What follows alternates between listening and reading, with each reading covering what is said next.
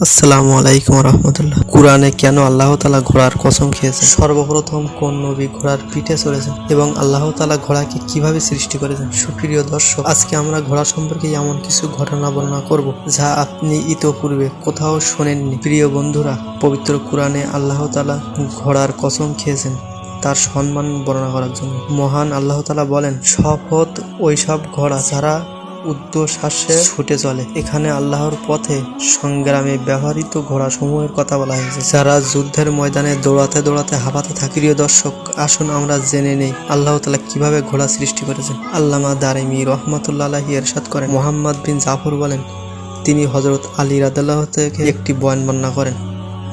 রাসূল সাল্লাল্লাহু আলাইহি ওয়াসাল্লাম বলেন, যখন আল্লাহ সুবহানাহু ওয়া তাআলা ঘোড়াকে সৃষ্টি করার ইচ্ছা করেন, তখন তিনি দক্ষিণা বাতাসকে বললেন, আমি তোমার থেকে এমন একটি প্রাণী সৃষ্টি করব যা আমার বন্ধুদের জন্য সম্মানের উৎস এবং শত্রুদের জন্য অপমানের কারণ, এবং যারা আমার বিশ্বস্ত বান্দা তাদের জন্য সৌন্দর্য ও সাজসজ্জার উপকার হবে। বাতাস উত্তর দিল, হে আমার প্রভু, আপনার খুশিমতো এমন জানোয়ার সৃষ্টি করুন। অতঃপর আল্লাহ তাআলা বাতাসের মধ্য হতে এক মুষ্টি বাতাস নিয়ে তা থেকে ঘোড়া তৈরি করলেন। এরপর ঘোড়াটিকে আল্লাহ তাআলা বললেন, আমি তোমাকে আরবীয় জাত হিসেবে সৃষ্টি করেছি এবং আমি কল্যাণকে তোমার কপালের চুলের সাথে বেঁধে দিয়েছি।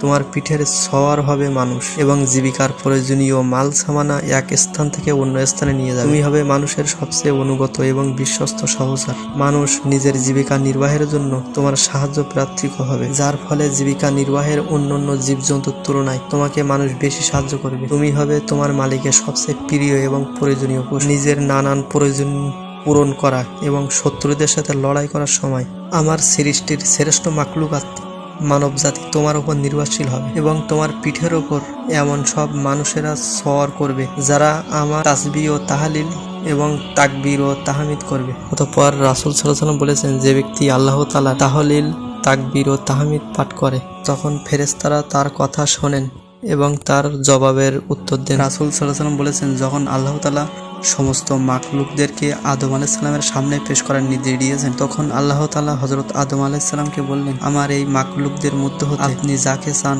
পছন্দ করে নিতে পারেন। তখন হযরত আদম আলাইহিস সালাম ঘোড়াকে পছন্দ করলেন। তারপর আল্লাহ তাআলা বললেন, হে আদম, তুমি এবং তোমার বংশধরদের জন্য চিরকালের জন্য সম্মান এবং মর্যাদা বেছে নিয়েছো। যতক্ষণ সে জীবিত থাকবে সম্মান বজায় থাকবে। সর্বপ্রথম হযরত ইসমাঈল আলাইহিস সালাম ঘোড়ার পিঠে সওয়ার হয়েছিলেন, এ কারণে ঘোড়াকে আরব বলা হয়। নাসাই শরীফে হযরত আনাস রাদিয়াল্লাহু থেকে বর্ণিত, রাসূল সাল্লাল্লাহু আলাইহি ওয়াসাল্লাম বলেছেন, আমি আমার স্ত্রীদের পরে ঘোড়ার চেয়ে কাউকে ভালোবাসি না। রাসূল সাল্লাল্লাহু আলাইহি ওয়াসাল্লাম বলেছেন, ঘোড়া তিন প্রকারের হয়। 1. ওইসব ঘোড়া যারা আল্লাহর জন্য। 2. ওইসব ঘোড়া যারা মানুষের জন্য। 3. ওইসব ঘোড়া যারা শয়তানের জন্য। রাসূল সাল্লাল্লাহু আলাইহি ওয়াসাল্লাম বলেছেন, তিনটি খেলায় ছাড়া ফেরেশতারা অন্য কোনো খেলায় অংশগ্রহণ করেন না। 1. পুরুষ লোকেরা যখন তাদের স্ত্রীদের সাথে বিভিন্ন ধরনের খেলাধুলা করেন। 2. ঘোড়া দৌড়ের। 3. তীর চালনা করার জন্য যে খেলা রয়েছে সেই খেলায় ফেরেশতারা অংশগ্রহণ করে থাকেন। একইভাবে হযরত সুলাইমান আলাইহিস সালাম ঘোড়াকে অনেক ভালোবাসতেন।